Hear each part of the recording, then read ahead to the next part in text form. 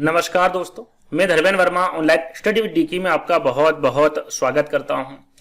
आज हम बात करेंगे, देखिए एमपीटीएट वर्ग 3 जो कि 2024 में आपकी एग्जाम होने वाली है, उसमें पर्यावरण अध्ययन में आज हम बात करेंगे लोक नृत्य, प्रमुख मेले और जनजाति के बारे में। टोटल 25 प्रश्न रखे गए हैं जो आपकी एमपीटीएट ऑनलाइन एग्जाम हुई थी अभी तक, उसमें जो प्रश्न पूछे गए हैं। बाकी टेट में से भी कुछ प्रश्न निकाले गए हैं और मुझे जो इंपोर्टेंट लगा उन प्रश्नों को भी यहाँ पर रखा है, यानी कि एक ही वीडियो में आपके 3 टॉपिक कवर हो जाएंगी, लोक नृत्य, मेले और जनजाति। तो स्किप नहीं करना है। आप शेयर करने में और कमेंट करने में काफी कंजूसी करते हो, जो आपको नहीं करना है। इस वीडियो को और जो अभी तक हम वीडियो बना चुके हैं एमपीटीएट के, उनको शेयर करना है और कमेंट करके बताना है कि जो वीडियो है वो आपको कैसा लगा ना, ये जरूर करना है, ताकि हमें पता चल सके कि हाँ भैया ये वीडियो अच्छे लग रहे हैं आपको और आगे भी इस प्रकार के वीडियो बनाने चाहिए। तो ये जरूर करिएगा, है ना। तो आज आपके लोक नृत्य, मेले, जनजाति से टोटल 25 प्रश्न मिलेंगे और हर एक प्रश्न को यहाँ पर समझाया जाएगा। तो स्किप नहीं करना है, वीडियो को पूरा देखना है और अंत में हमें जरूर बताना है कि आज का जो वीडियो है वो आपको कैसा लगा। शुरुआत करते हैं। देखिए पहला प्रश्न जो पूछा गया था एमपीटीएट में, पूछा गया था भैया कि सिकारा त्योहार कहाँ मनाया जाता है। सिकारा त्योहार के बारे में पूछा गया था। कौन सी झील के पास बनाया जाता है। लोकतल झील या फिर लोकटक झील, भीमताल झील, डल झील या फिर उलसुर झील। कौन सी झील है? सही आंसर होगा आपका यहाँ पर डल झील। जो सिकारा त्योहार है ये डल झील में मनाया जाता है। कहां पर? डल झील में, है ना। इससे संबंधित सारी जानकारी और जितनी भी झील यहाँ पर लिखी हुई है, यहाँ पर कौन सा त्योहार या फिर इससे संबंधित आपको सारी जानकारी दी जाएगी। तो एक एक करके सुनिएगा और आराम से सुनिएगा। देखिए जो सिकारा त्योहार है ये डल झील में मनाया जाता है। ये झील पूछी गई है, लेकिन यहाँ पर पूछा जाता है पर कहां पर मनाया जाता है। तो ये जम्मू और कश्मीर में मनाया जाता है। कहां पर?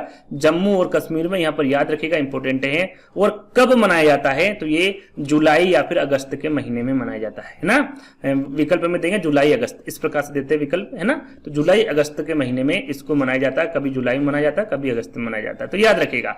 और सिकारा जो होती है लकड़ी से बनी एक नाव, यदि सीधा सीधा पूछा जाता है और ये पूछा भी गया है सिकारा क्या है या फिर सिकारा किससे संबंधित है। विकल्प में नाव था, यदि विकल्प में नाव टिक करेंगे तो बिल्कुल आपका करेक्ट आंसर होगा, क्योंकि क्या है, सिकारा एक लकड़ी से बनी नाव है।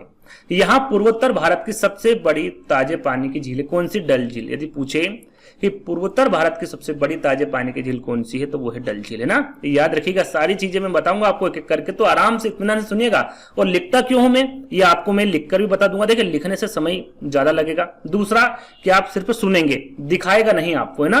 तो यहां पर देखो आप सुन भी सकते हैं और देख भी सकते हैं, है ना। और जहां पर आपको समझ ना आए कि भैया इसको मैं और एक बार पढ़ूंगा, तो वीडियो देखने की आवश्यकता नहीं है, उसका स्क्रीनशॉट लीजिए, जब भी आपको समय मिले उसको पढ़ लीजिएगा आराम से ना। ये इसका फायदा है, इसलिए मैं सारी चीजें को लिख देता हूं ताकि आपको और अच्छे से समझ में आ जाए। चलिए, विकल्प में लोकतक झील था भैया। लोकतक झील कहां पर स्थित है? तो ये मणिपुर में है। कहां पर है? मणिपुर में है। यहां पर प्रश्न में पूछा गया था त्योहार के बारे में, तो यहां पर किसी भी प्रकार का कोई त्योहार नहीं मनाया जाता जो कि लोकप्रिय हो। यहां पर राष्ट्रीय उद्यान जरूर है, जिसके बारे में मैंने लिखा हुआ है कि भाई जो लोकतक झील है इसमें केबुल लामजुआ राष्ट्रीय उद्यान, जो कि काफी इंपोर्टेंट है। कहां पर स्थित है? मणिपुर में स्थित है। कौन सी झील पर है? तो लोकतक झील पर। इंपोर्टेंट है, ध्यान दीजिएगा। यह दुनिया का एकमात्र तैरता हुआ राष्ट्रीय उद्यान है। सीधा सीधा पूछा जाता है कि एकमात्र दुनिया का तैरता हुआ राष्ट्रीय उद्यान कौन सा है या फिर वो कहां स्थित है। 2 प्रश्न आपसे पूछे जा सकते हैं, तो वो मणिपुर में है और केम्बुल लामजुआ राष्ट्रीय उद्यान उसका नाम है।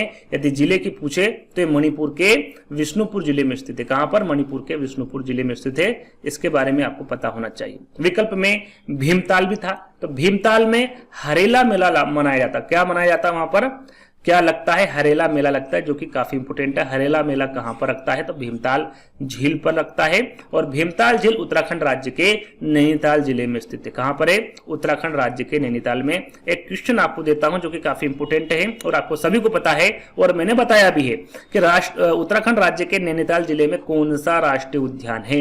ये आपको कमेंट्स के माध्यम से बताना है। इसका वीडियो में आपको बता चुका हूं और काफी इंपोर्टेंट, काफी सरल है, सभी को पता है इसका आंसर और सभी को कमेंट्स के माध्यम से देना है आंसर कि उत्तराखंड राज्य में के नैनीताल जिले में कौन सा राष्ट्रीय उद्यान स्थित है। चलिए, विकल्प में आपका उलसुर झील भी था भैया। उलसुर झील क्या है? यहाँ पर गणेश चतुर्थी के उत्सव के लिए भी एक महत्वपूर्ण स्थल है, मनाया जाता है। काफी प्रचलित तो नहीं है, लेकिन याद रख लीजिएगा, है ना। जो हर साल अगस्त और सितंबर के दौरान मनाया जाता है गणेश चतुर्थी का मेला, उत्सव, है ना। कहां पर? उलसुर झील में। चलिए, दूसरा प्रश्न। कटी बिहू, जिसे कंगली बिहू भी कहा जाता है, ये किस महीने में मनाया जाता है? एक सीधा सीधा प्रश्न पूछते हैं कि भाई जो बिहू है जो त्योहार है ये कहां पर मनाया जाता है? तो सभी को पता है, नहीं पता है तो मैं आपको बता देता हूं, असम में। कहां पर मनाया जाता है? बिहू असम में मनाया जाता है। यहां पर एक समूह में काम करता है। ये समूह का मतलब है कि ये साल में 3 बार इसको मनाया जाता है। नाम अलग अलग है, मैं फिर आपको बता रहा हूं, नाम अलग अलग है और उनकी मान्यता भी अलग अलग है ना। लेकिन उसके पीछे क्या लगा हुआ? बिहू, इसलिए इसे समूह का नाम दे दिया गया है। पहला जो त्योहार मनाया जाता है वो मनाया जाता जनवरी में। कब मनाया जाता है? जनवरी में। नाम नहीं लिखूंगा, ज्यादा समय आपका खराब होगा, मैं मौखिक आपको यहां पर बता देता हूं और 8वें प्रश्न में इसको अच्छे से वो डिस्क्राइब कर दूंगा। प्रश्न मैंने रखा है ना। तो जनवरी माह में जो त्योहार मनाते हैं वो बनाते हैं भोगली, जिसे माघ बिहू भी कहते हैं ना। माघ बिहू याद रखिएगा, ये जनवरी माह में मनाया जाता है। दूसरा जो बनाया जाता है वो आपका अप्रैल में मनाया जाता है। कहां पर? अप्रैल में। अप्रैल में जो त्योहार मनाया जाता है वो रोगाली या फिर बोहाग बिहू मनाया जाता है, ये दूसरे नंबर का है। और तीसरे नंबर पे है आपका कटी बिहू या फिर कंगाली बिहू, जो कि अक्टूबर नवंबर में मनाया जाता है। कब? अक्टूबर नवंबर में इसे मनाया जाता है। याद रखिएगा 3 प्रकार के बिहू होते हैं। पहला आपका भोगली या फिर माघ बिहू, जो कि जनवरी में मनाया जाता है। दूसरा है आपका रोगाली या फिर बोहाग बिहू, जो कि अप्रैल में। और तीसरा है कटी बिहू या फिर कंगली बिहू, जिसे कांगली भी कहते हैं, कोंगली भी कहते हैं ना। तो ये 3 त्योहार है बिहू के, जो कि अक्टूबर नवंबर में कटी बिहू और कंगली बिहू, जो कि असम में मनाए जाते तीनों त्योहार, है ना।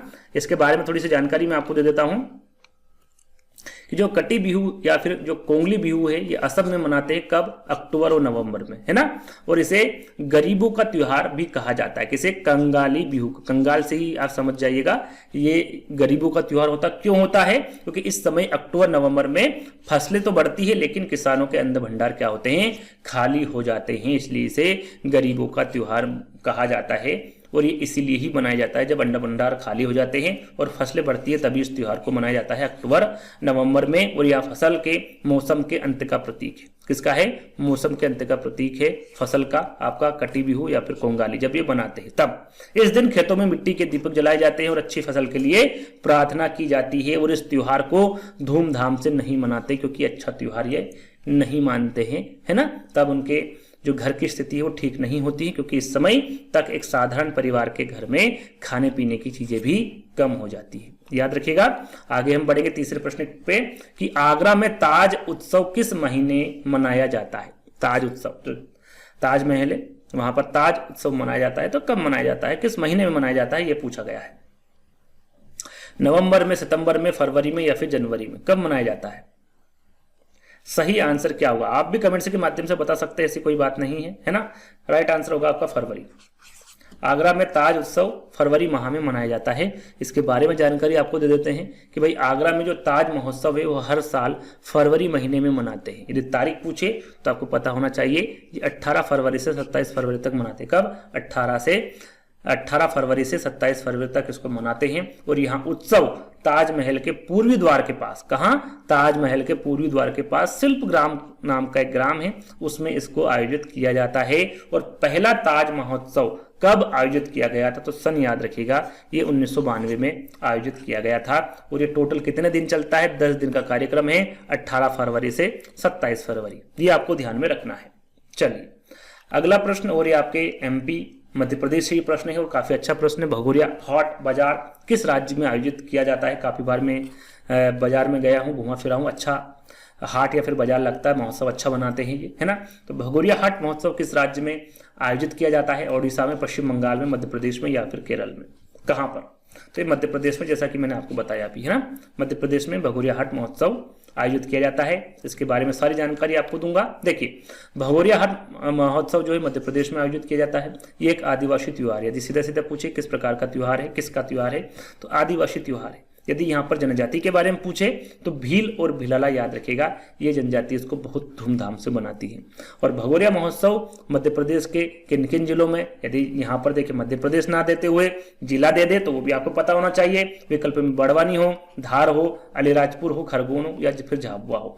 यहाँ पर एक साथ पांचों हो, 2 एक साथ दे दे, 3 एक साथ दे दे, कोई भरोसा नहीं। आपको सभी को याद कर लेना, बड़वानी, धार, अलीराजपुर, खरगोन और झाबुआ, है ना। इसमें भगोरिया महोत्सव बड़ी धूमधाम से मनाया जाता है मध्य प्रदेश में। और यहाँ होली के 1 सप्ताह पहले मनाया जाता है, याद रखिएगा, होली के 1 सप्ताह पहले इसको मनाया जाता है। अगला प्रश्न, निम्नलिखित में से कौन सा त्योहार तमिलनाडु में हर 12 साल में एक बार मनाया जाता है? तमिलनाडु में 12 साल में एक बार, वो कौन सा त्योहार है? फ्लोट फेस्टिवल है, मामलापुरम है, जल्लीकट्टू है, महामगम है। जल्लीकट्टू एक मूवी आई थी, उस मूवी का नाम बताइएगा जिसमें जल्लीकट्टू का जिक्र हुआ था और काफ़ी अच्छी मूवी थी वो, देखने के लिए भी मैं गया था उसको, काफ़ी अच्छी मूवी मुझे लगी थी। उसका नाम बता दीजिएगा यदि आपने देखी हो तो। 5वें प्रश्न का आंसर क्या होगा? इसका सही आंसर होगा महामग्गम। क्या होगा? महामग्गम। जो महामग्गम त्योहार है ये तमिलनाडु में 12 साल में एक बार मनाया जाता है। इसके बारे में हम जानकारी देखेंगे, यह क्या है, ये क्या चीज है और कहां पर है। तो ये जैसे कि प्रश्न में ही दे रखा कि तमिलनाडु में महामहम जो त्योहार है हर 12 साल में एक बार मनाया जाता है। और यहाँ पर ऐसा माना जाता है कि त्योहार के दौरान जो तालाब में प्रवेश, वहां पर तालाब है ना, उसमें यदि प्रवेश करता है तो उसके सभी पाप डूब जाते हैं और मोक्ष की वो उसको प्राप्ति होती है ना। यदि इसके महत्व के बारे में आपसे पूछे तो भी आपको पता होना चाहिए। और यहाँ त्योहार कुंभकोणम में मनाया जाता है। कहां पर? कुंभकोणम में इस त्योहार को मनाया जाता है।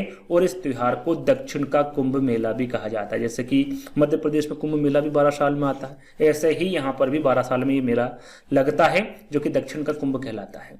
और पुडंगू और पोंगल यहाँ भी तमिलनाडु में मनाए जाने वाले त्योहार है। इन दोनों को भी याद रख लीजिएगा, पुडंगू है ना, और पोंगल याद रखिएगा, ये भी इंपोर्टेंट है, दोनों याद रखिएगा, दोनों भी तमिलनाडु में मनाए जाने वाले त्योहार है। अब बात करते हैं विकल्पों की। विकल्प दे रखे थे तीनों विकल्पों के बारे में बात कर लेते हैं भैया। फ्लोट फेस्टिवल जो है ये भी तमिलनाडु में मनाया जाता है। तीनों के तीनों ही तमिलनाडु में मनाए जाने वाले त्योहार है। लेकिन यहाँ पर यदि जिला पूछे या फिर कहाँ पर मनाते हैं तो मदुरै में मनाते हैं। कहाँ पर? मदुरै में मनाए जाने वाला ये मुख्य त्योहार है। और मामलापुरम नृत्य त्योहार के बारे में पूछे तो ये भी तमिलनाडु में मनाया जाता है। और तमिलनाडु के मामलापुरम में ये इसको आयोजित किया जाता है और एक वार्षिक उत्सव है ना। जल्लीकट्टू ये तमिलनाडु में पोंगल त्योहार के दौरान मनाया जाने वाला एक पारंपरिक खेल है, उसी के साथ साथ इसको मनाया जाता है जल्लीकट्टू को, है ना। इसमें क्या होता है कि जल्लीकट्टू में बेलों को काबू करने की कोशिश की जाती है। आपने मूवी देखी होगी, उसमें इसके बारे में अच्छे से पता होगा। तो जल्लीकट्टू के बारे में, मामलापुरम के बारे में और फ्लोट फेस्टिवल के बारे में भी आपको पता होना चाहिए। तीनों के तीनों ही तमिलनाडु में बनाए जाने वाले त्योहार है ना। निम्नलिखित में से कौन फसल के मौसम से जुड़ा त्योहार नहीं है? यदि आप प्रश्न पढ़ेंगे और 4 विकल्प पढ़ेंगे तो ऐसा लगेगा भैया दिवाली भी नहीं है, होली भी नहीं है और राखी भी नहीं है। कौन सा है? पोंगल। लेकिन प्रश्न में पूछा गया कौन सा नहीं है, तो 3 आंसर आपको यहां पर दिख रहे होंगे कि 3 आंसर ये गलत होगा, लेकिन ये गलत नहीं है। क्यों नहीं है ये आपको मैं बता देता हूं। पूछा क्या गया है ये आपको ध्यान देना है प्रश्न में। निम्नलिखित में से कौन फसल के मौसम से, यहां पर फसल वाला त्योहार नहीं पूछा है, क्या पूछा है कि फसल के मौसम, जब फसल आती है उस मौसम में त्योहार कौन सा नहीं मनाया जाता या फिर किससे नहीं जुड़ा हुआ है। देखिए दीपावली आप मनाते हैं, आप सभी को पता है त्योहार के टाइम पे फसल होती है किसकी? सोयाबीन वगैरह की। जहां पर आप रहते हैं वहां पर भी किसी न किसी उस समय पे फसल होती है, होली पे होती है, लेकिन राखी पे नहीं होती है ना। तो राइट आंसर क्या होगा आपका? राखी। पोंगल तो है ही फसल का त्योहार है ना, इस पे तो होती है, तो राखी यहां पर आपका करेक्ट आंसर होगा ना। दिवाली, होली और पोंगल ये फसल के मौसम से जुड़े हुए त्योहार है, तो राइट आंसर क्या होगा आपका? राखी होगा, है ना। यहां पर थोड़ी सी जानकारी मैं आपको दूंगा जो कि विकल्प में दे रखे हैं, जो कि आपके यहाँ पर फसल से संबंधित प्रश्न आया है, तो फसल से संबंधित जितने भी त्योहार है उसके बारे में हम यहाँ पर बात करेंगे। देखिए ओणम की बात करें तो ये कहाँ पर मनाया जाता है, ये सीधे सीधे प्रश्न पूछा जा सकता है, तो आपको पता होना चाहिए ये केरल में मनाया जाता है। और यहाँ सीजन के अंत का जश्न मनाते हैं, जो सीजन आता है यानी फसल होती है उसके अंत में इसको मनाते हैं। पोंगल जो है ये तमिलनाडु में मनाए जाने वाला त्योहार है, याद रखेगा। त्योहार के साथ साथ कहाँ पर मनाते हैं ये भी इंपोर्टेंट है, या फिर कौन से कहां पर कौन सा त्योहार बनाते हैं ये भी इंपोर्टेंट है। दोनों के दोनों ही इंपोर्टेंट हैं और इस फसल में उनके योगदान के लिए सूर्य और प्रकृति का धन्यवाद देते हैं। उगाड़ी भी एक त्योहार है जो कि कर्नाटक में मनाया जाता है और यहाँ वसंत की शुरुआत में फसल के जश्न के लिए इसको मनाया जाता है उगाड़ी को। विशु की बात करें तो विशु भी एक फसल का त्योहार है और ये केरल में बसंत का त्योहार है, बसंत के दौरान इस त्योहार को मनाते हैं। बिहू के बारे में आपको बता ही चुका हूं, ये असम में मनाया जाने वाला त्योहार है और ये भी बसंत ऋतु का स्वागत करता है। लोहड़ी यहाँ पंजाब में मनाया जाता है और ये जनवरी माह में इसको मनाया जाता है। यदि पूछे कहाँ पर कौन से माह में मनाते हैं इसे, तो जनवरी माह में मनाते हैं। कुछ फसल से संबंधित अन्य त्योहार भी मैंने यहाँ पर लिखे हैं, जैसे कि मकर संक्रांति ये उत्तर भारत का प्रमुख त्योहार है। बैसाख ये पंजाब, विकल्प में पंजाब दे तो भी सही होगा, हरियाणा दे तो भी सही होगा। ये जो प्रमुख राज्य है उनके बारे में लिखा गया है। गुड़ी पड़वा ये महाराष्ट्र में और गोवा में काफी प्रचलित है, यहाँ पर इसको मनाया जाता है। तो याद रखिएगा कुछ प्रमुख त्योहार, सभी के सभी जितने भी मैंने अभी तक त्योहार बताए हैं ये फसल से संबंधित त्योहार है जो कि काफी इंपोर्टेंट है। चलिए अगला प्रश्न, निम्नलिखित में से कौन सा राज्य श्रावणी मेला आयोजित करता है? श्रावणी मेले के बारे में पूछा गया, भैया कौन सा राज्य है जो इसको आयोजित करता है? तमिलनाडु, गुजरात, हरियाणा या फिर झारखंड? सही आंसर क्या होगा? सही आंसर होगा आपका झारखंड, है ना। झारखंड जो राज्य है ये श्रावणी मेला आयोजित करता है। इसके बारे में हम जान लेते हैं कि यह झारखंड के देवगढ़ और सुल्तानगंज गांव में मनाया जाता है। कहां पर? देवगढ़ के साथ साथ जो सुल्तानगंज गांव है इसमें भी इस त्योहार को मनाया जाता है। श्रावणी मेला कब या फिर किस महीने में मनाया जाता है? तो ये जुलाई अगस्त, या फिर श्रावण भी दे दे तो श्रावण से श्रावणी मेला हो जाएगा, क्योंकि श्रावण में ही से मनाया जाता है। यदि यहाँ पर महीने पूछे तो जुलाई अगस्त में, है ना, याद रखिएगा, इंपोर्टेंट है। इस मेले में भाग लेने वाले भक्तों को कांवरिया के रूप में जाना जाता है। आपने कांवरिया देखी होगी, है ना, बहुत सारे जो लोग जाते हैं, जैसे कि उज्जैन जाते हैं बहुत सारे लोग हमारे एमपी में, है ना, ऐसे कांवड़िया लेके जाते हैं और ये 108 किलोमीटर लंबी नंगे पांव से यात्रा करते हैं, है ना। वे शिवलिंग का स्नान करने के लिए देवगढ़ की जो 108 किलोमीटर लंबी यात्रा है वो नंगे पांव करते हैं, जो कि काफी मुश्किल का काम है, लेकिन जो यदि भक्ति है मन में तो ये सारे काम आसानी से हो जाते हैं, ना। तो कांवड़िया याद रखिएगा, इस मेले में भाग लेने वाले भक्तों को क्या कहा जाता है या कि फिर किस रूप में जाना जाता है? तो कांवड़िया या फिर कांवरिया के रूप में जाना जाता है। अगला प्रश्न, निम्नलिखित में से कौन सा त्योहार फसल के मौसम से जुड़ा हुआ है? जैसे कि मैंने अभी आपको बताया। अब यहां पर सीधा सीधा पूछा गया भैया कौन सा त्योहार जो फसल के मौसम से जुड़ा हुआ है, यह आपको बताना है। राखी, क्रिसमस, बिहू या फिर महावीर जयंती, कौन सा जुड़ा हुआ है? सही आंसर क्या होगा? यहां पर सही आंसर होगा आपका बिहू। जैसे कि मैंने बताया था आपको शायद दूसरे वाले प्रश्न में कि 8वें प्रश्न में मैं जो 3 महत्वपूर्ण बिहू के त्योहार है उसको डिस्क्राइब करूंगा, उसके बारे में बताऊंगा। वो 8वां प्रश्न यही है ना। त्योहार फसल के मौसम से जुड़ा हुआ त्योहार कौन सा होगा? आपका बिहू होगा, है ना। इसके बारे में हम जान लेते हैं कि भैया बिहू भारतीय राज्य असम में मनाए जाने वाला 3 महत्वपूर्ण त्योहारों का एक समूह है, यानी कि 3 प्रकार के त्योहार मनाए जाते हैं बिहू द्वारा। कौन सा? पहला आप ये देख सकते हैं भोगली या फिर माह बिहू, जो कि जनवरी में मनाया जाता है। दूसरा आपका रोगाली या फिर बोहाग बिहू, अप्रैल में मनाया जाता है। ये आपके प्रश्न पूछा गया था एमपीटेट में, कोंगाली या फिर कटी बिहू, जो कि ये पूछा गया था कि भाई कोंगाली या फिर कटी बिहू कब मनाया जाता है? तो ये अक्टूबर नवंबर में मनाया जाता है, याद रखिएगा। ये अप्रैल में, ये जनवरी में मनाया जाता है। रक्षाबंधन जो कि विकल्प में था, है ना, राखी, रक्षाबंधन का जो पर्व है कब मनाया जाता है? तो श्रावण मास की पूर्णिमा तिथि को मनाया जाता है। श्रावण मास की पूर्णिमा तिथि को ये मनाया जाता है। और यहाँ त्योहार भाई बहन के स्नेह की डोर को बांधता है, जैसा कि आप सभी को पता है। और ये भारत देश में सभी जगह लगभग इसे मनाया जाता है। महावीर जयंती की हम बात करें तो ये जैन धर्म के आध्यात्मिक गुरु भगवान महावीर के जन्मदिन के उपलक्ष्य में मनाई जाती है। और कब मनाई जाती है महावीर जयंती? तो ये अप्रैल के महीने में मनाते हैं। कहां पर? अप्रैल के महीने में मनाते हैं। क्रिसमस या फिर बड़ा दिन, क्रिसमस के विकल्प में था क्रिसमस, तो क्रिसमस या फिर जो बड़ा दिन है ये ईसा मसीह या फिर यीशु के जन्म की खुशी में इसको मनाया जाता है। इस पर्व को कब मनाते हैं? तो ये 25 दिसंबर को मनाते हैं। कब? 25 दिसंबर को। हर साल 25 दिसंबर को क्रिसमस या फिर बड़ा दिन मनाता है, याद रखिएगा। अगला, पश्चिम बंगाल और उड़ीसा के अलावा अन्य किस राज्य में छौ नृत्य प्रमुख नृत्य है? ये प्रश्न काफी इंपोर्टेंट है। सीटेट की एग्जाम ले लीजिए, फिर अन्य टेट एग्जाम ले लीजिए, काफी बार ये प्रश्न पूछा गया है। छौ को छौ नृत्य भी बोला जाता है। क्या बोला जाता है? छौ नृत्य, और इसे चौनृत्य भी बोला जाता है ना। छो की जगह छव आ जाए या फिर चव आ जाए, बात एक ही है। यहाँ पर देखिए जो नृत्य है पश्चिम बंगाल में मनाया जाता है, उड़ीसा में मनाया जाता है। इसके साथ और कौन सा राज्य है? तो इसके साथ क्या उत्तर प्रदेश है, झारखंड है, आंध्र प्रदेश है या फिर असम है? तो वो है झारखंड। झारखंड राज्य में छो नृत्य या फिर छौ नृत्य मनाया जाता है। साथ साथ एक और राज्य आप याद कर लीजिएगा, छत्तीसगढ़। क्या नाम याद करना है? छत्तीसगढ़।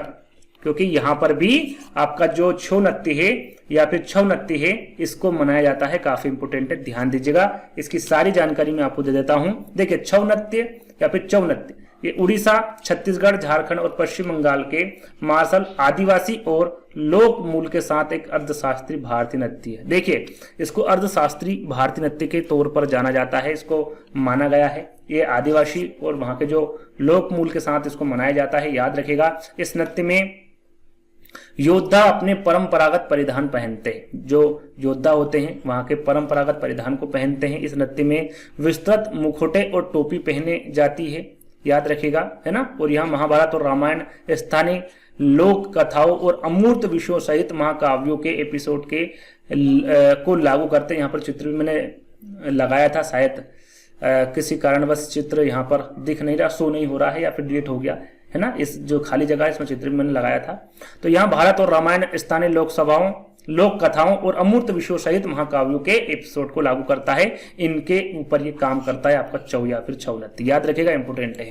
चलिए, आंध्र प्रदेश के शास्त्रीय नृत्य का नाम क्या है? यहाँ पर आंध्र प्रदेश का जो शास्त्रीय नृत्य है, शास्त्रीय नृत्य कितने प्रकार के होते हैं आगे हम बात करेंगे।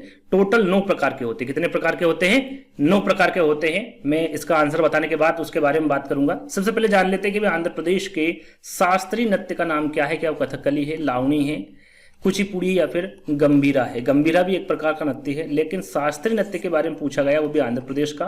तो राइट आंसर क्या होगा आपका यहाँ पर? कुचिपुड़ी होगा। याद रखिएगा, कुचिपुड़ी क्या है? एक शास्त्रीय नृत्य है। कहाँ का है?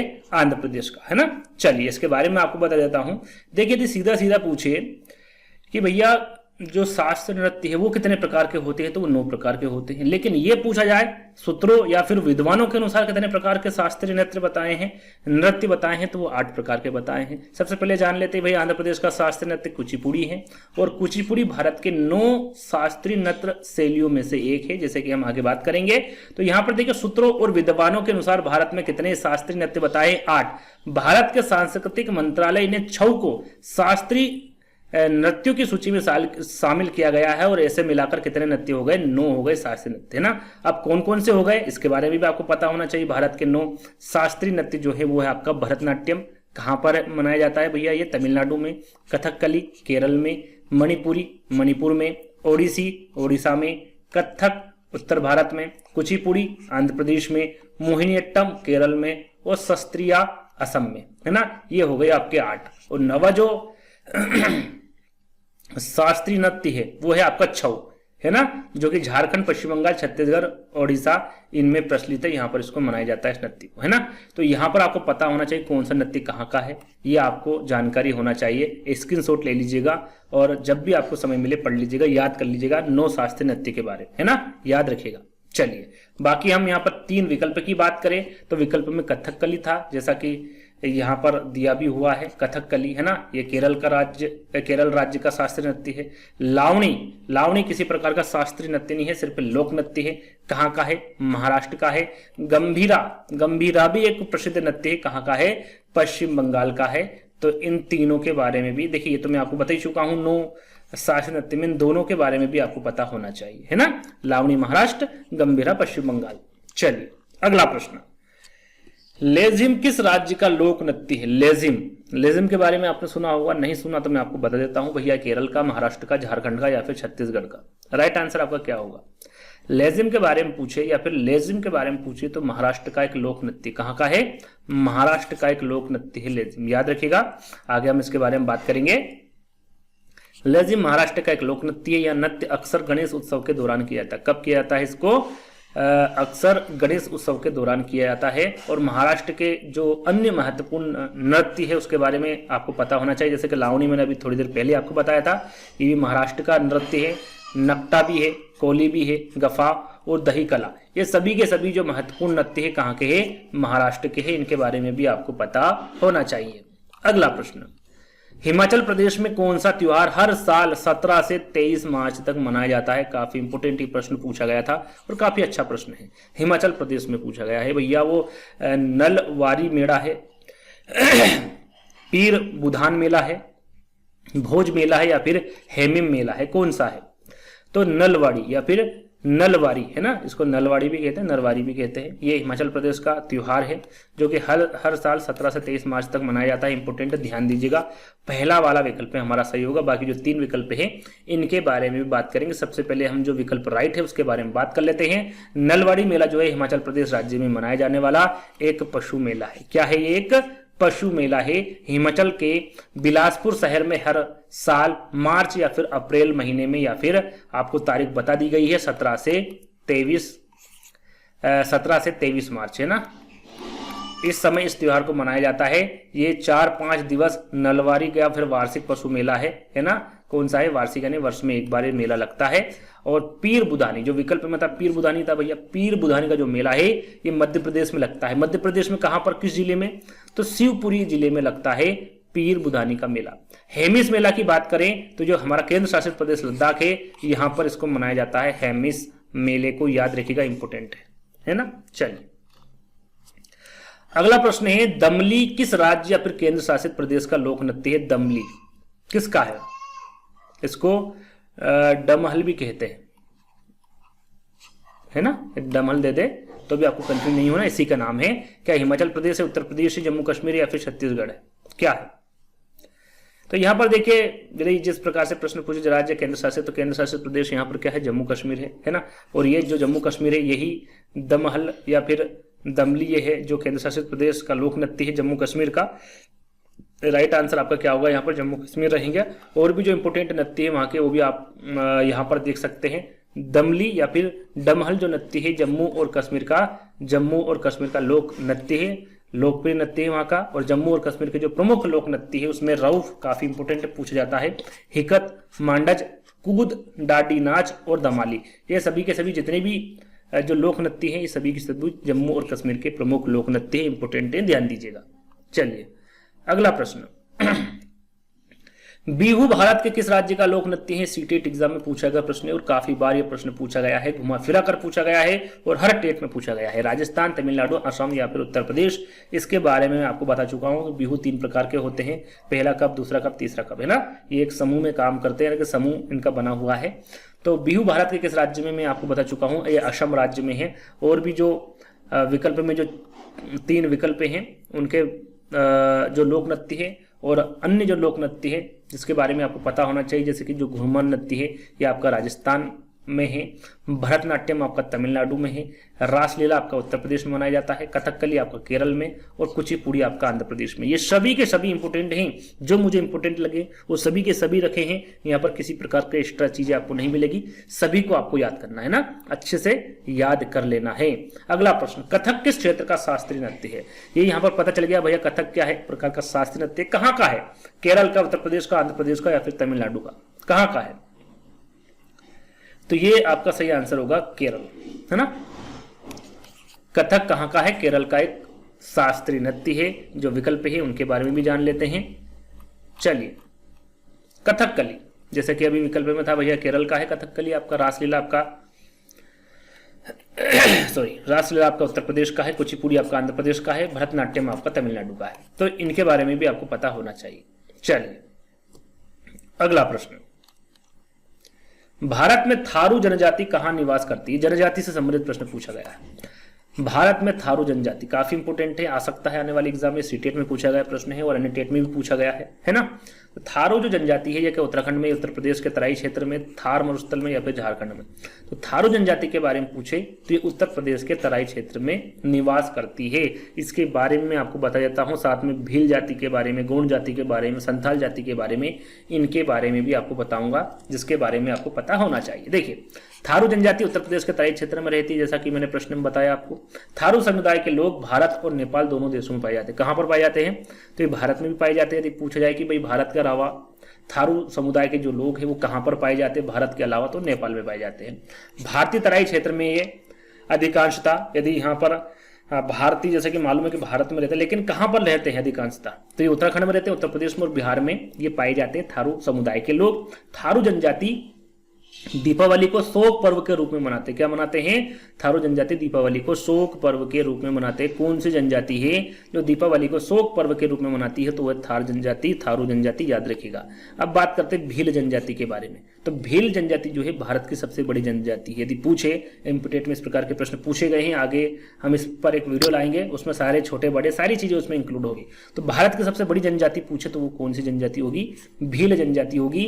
भील जनजाति मुख्यतः आपको राजस्थान में देखने को मिल जाएगी, आंध्र प्रदेश में, छत्तीसगढ़ में, गुजरात में, महाराष्ट्र में, कर्नाटक में और त्रिपुरा राज्य में, सभी में भील जनजाति पाई जाती है।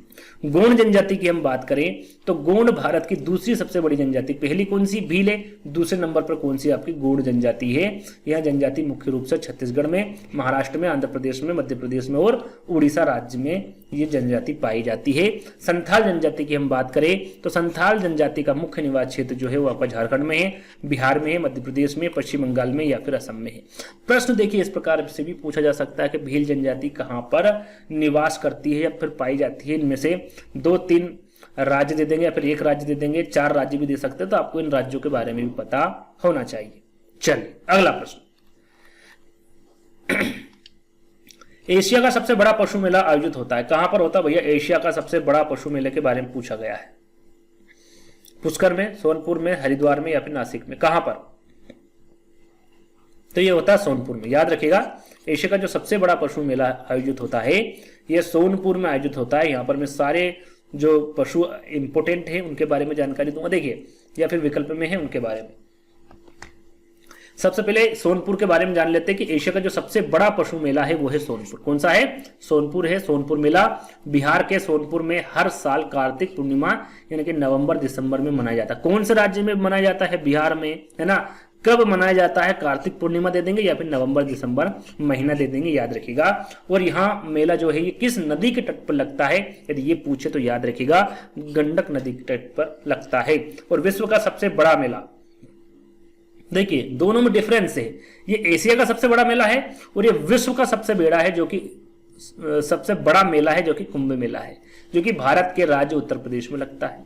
कहां पर लगता है? उत्तर प्रदेश में लगता है, आपका मध्य प्रदेश में भी लगता है। यहाँ पर देखिए कुंभ कितनी जगह लगता है? 4 जगहों पर कुंभ मेला लगता है, हर 12 वर्षों में आता है। सॉरी, प्रयागराज उत्तर प्रदेश, हरिद्वार, उज्जैन और नासिक, है ना। ये प्रत्येक 12 वर्ष में होता है, जैसा कि आप सभी को पता है इसके बारे में। उज्जैन कुंभ मेले का जो आयोजन है वो शिप्रा नदी के तट पर होता है, ये याद रखिएगा। उज्जैन जो है ये कुंभ मेले का आयोजन कहाँ, किस नदी के तट पर किया जाता है? तो शिप्रा नदी के।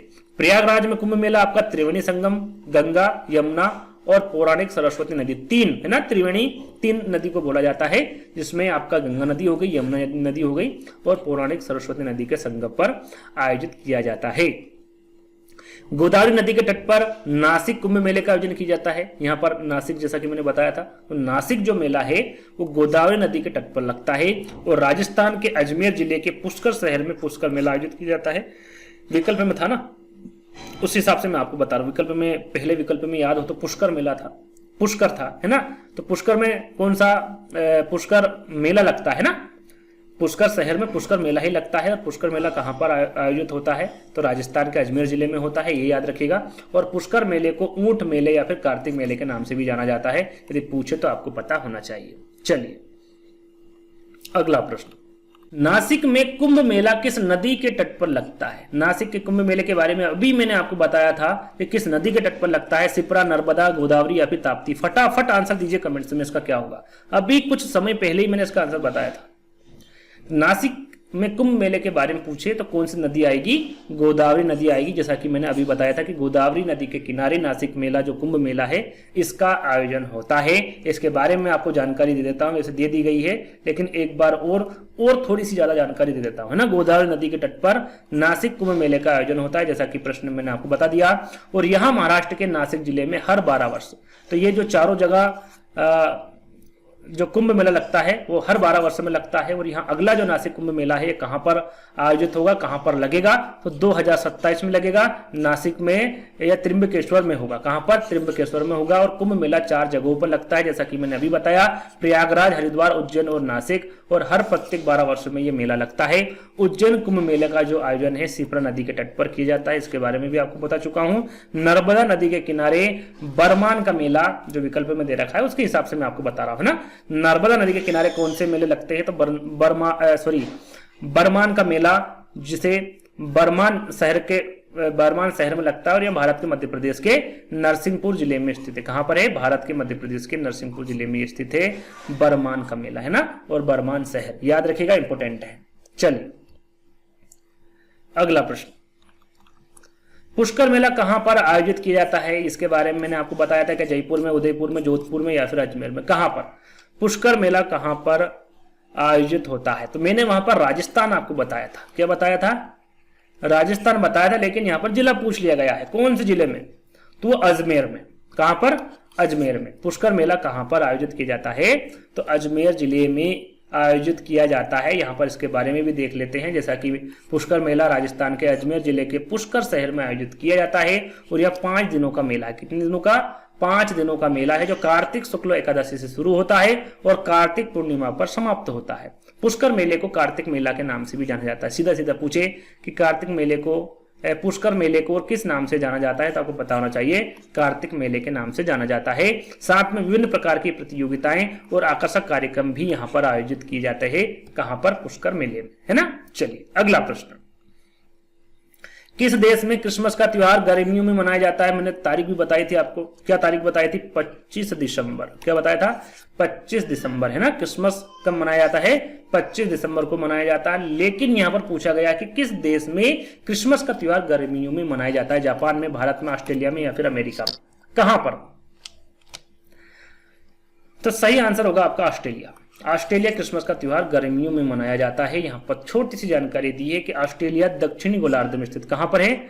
दक्षिणी गोलार्ध में स्थित है। बाकी देश उत्तरी गोलार्ध में, यानी कि बाकी के जो सभी देश है वो कहां पर है? उत्तरी गोलार्ध में स्थित है। इसलिए क्रिसमस का त्योहार गर्मियों में मनाया जाता है और ये जो मनाया जाता है 25 दिसंबर को मनाया जाता है। कब? 25 दिसंबर को। चलिए अगला प्रश्न, निम्न में से कौन सा मिजोरम का सबसे प्राचीन नृत्य? मिजोरम का प्राचीन नृत्य के बारे में पूछा गया है और यह प्रश्न भी काफी इंपोर्टेंट है। सीटेट जैसी अच्छी एग्जाम में प्रश्न पूछा गया है और टेट में भी पूछा गया है। क्या वो सत्रिया नृत्य है, उफ नृत्य है, चेराव नृत्य या फिर गरबा नृत्य है?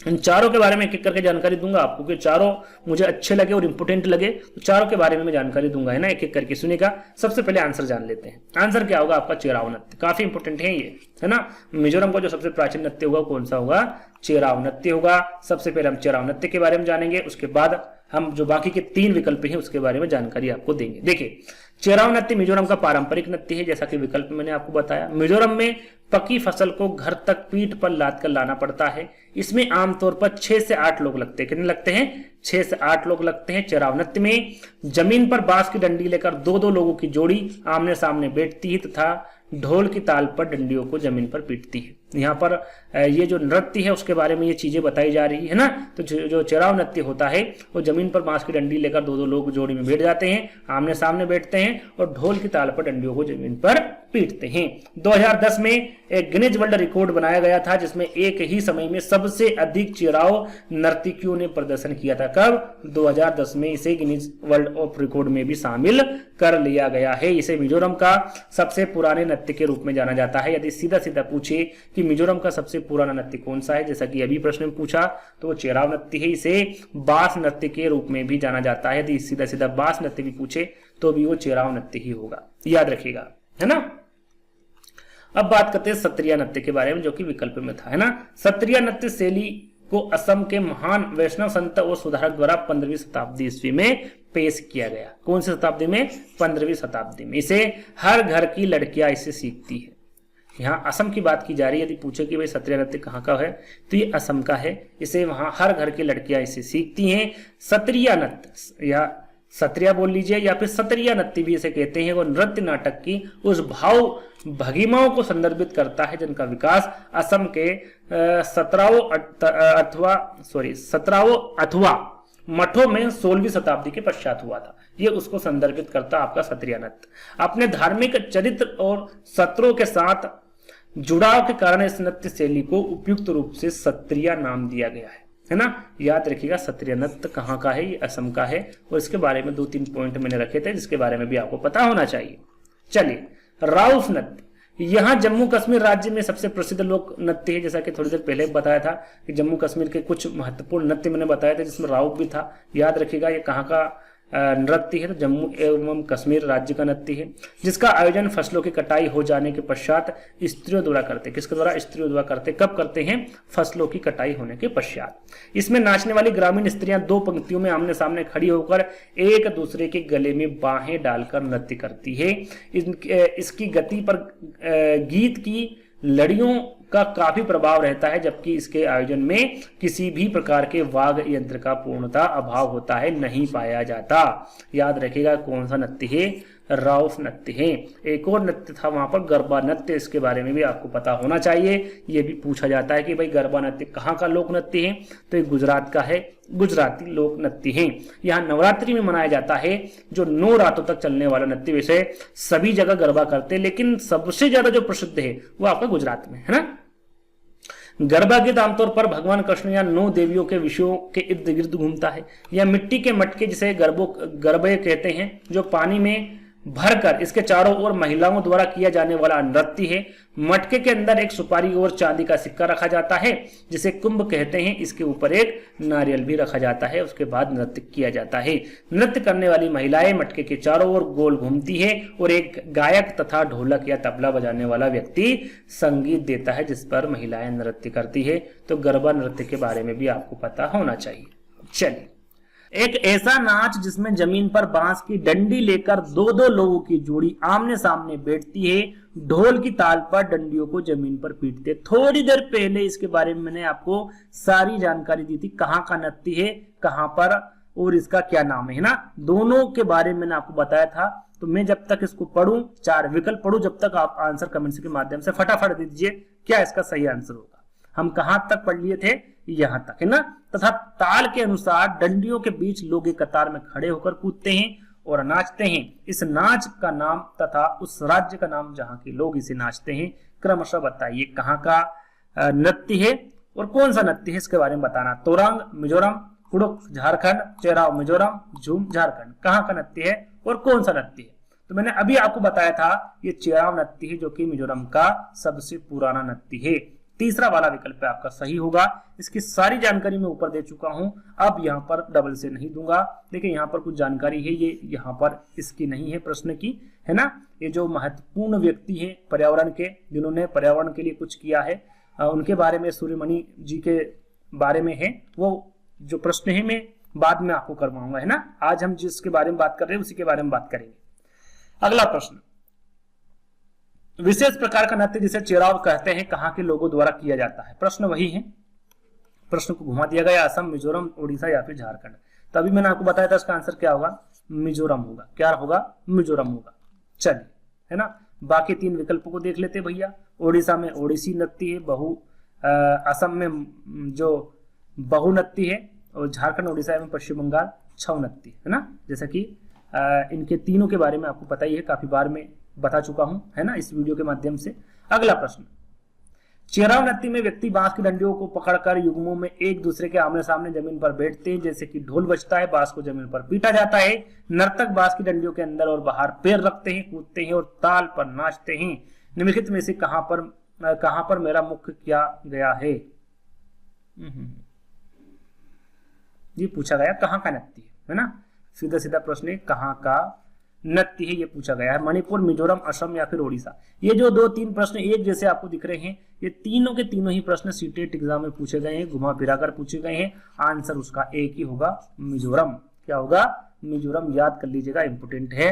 अगला और अंतिम प्रश्न, ये तीनों मैं आपको अभी बता चुका हूं भैया। उड़ीसा में ओडिसी, असम में बहु, मणिपुर में मणिपुर नृत्य या फिर माई नृत्य, है ना। ये 2 नृत्य याद कर लीजिएगा, मणिपुरी और माई नृत्य, है ना। ये बहु नहीं, बिहू है। क्या है? बिहू। यहां पर भी हमने क्या है, ये बिहू है। चलिए, मिजोरम में जब फसल का काम समाप्त हो जाता है तो लोग एकत्र होते हैं, त्योहार मनाते हैं, एक साथ में खाना पकाते हैं, खाते हैं और मजे करते हैं, गाते हैं और नाचते भी हैं। उनमें उनके विशेष नाच का नाम क्या है? फिर से वही प्रश्न है, लेकिन प्रश्न पूछने का तरीका अलग है। क्या होगा? तो यहां पर भी चेराव ही आपका आंसर होगा। क्या होगा? चेराव ही आपका आंसर होगा। कुछ प्रमुख नृत्य में आपको इन प्रश्नों की समाप्ति पर बताऊंगा, उनके बारे में आपको पता होना चाहिए। एक बार फिर से हम यहाँ पर रिवीजन करेंगे। देखिए, जो घूमर नृत्य है ये राजस्थान का है। भांगड़ा आपका पंजाब का है, स्क्रीनशॉट ले लीजिएगा, एक बार पढ़ लीजिएगा। सबसे इंपॉर्टेंट है ये नृत्य है। लावणी आपका महाराष्ट्र का है, चोंग आपका नागालैंड का है, चोंग के बारे में अभी तक मैंने नहीं बताया था, ये याद कर लीजिएगा। ओडिसी आपका ओडिशा का है, बिहू है ना, बिहू आपका असम का है, मुखोटा, मुखोटा के बारे में नहीं बताया था, ये अरुणाचल प्रदेश का है। कथकली आपका केरल का है, गढ़वाली आपका उत्तराखंड का है, कुचिपुड़ी आपका आंध्र प्रदेश का है, भरतनाट्यम आपका तमिलनाडु का है, रासलीला और कथक ये दोनों ही उत्तर प्रदेश के हैं। यक्षगान इसको याद कर लीजिएगा, इसके बारे में जिक्र नहीं किया था हमने प्रश्नों में, कर्नाटक का है। गरबा गुजरात का है, छऊ आपका झारखंड, ओडिशा, पश्चिम बंगाल। राउफ आपका क्या है, जम्मू और कश्मीर का है। ये 16 जो मैंने नृत्य बताए काफी इंपॉर्टेंट हैं, अच्छे से याद कर लीजिएगा, है ना। तो आज के टोटल 25 प्रश्न आपके थे, वो यहीं पर समाप्त होते हैं। वीडियो कैसा लगा आपको कमेंट्स के माध्यम से बताना है। यदि वीडियो अच्छा लगे तो आपको क्या करना है, लाइक करना है चैनल को, इस वीडियो को अपने दोस्तों के साथ शेयर करना है और चैनल को सब्सक्राइब कर लेना है। यहाँ पर 3 जो टॉपिक है आपके लोक नृत्य, मेले और जनजाति को मैंने कवर किया है ना। तो आई होप आपको ये वीडियो पसंद आया होगा। तो हम जल्दी ही दोस्तों के नई वीडियो के साथ मिलेंगे, जब तक के लिए धन्यवाद।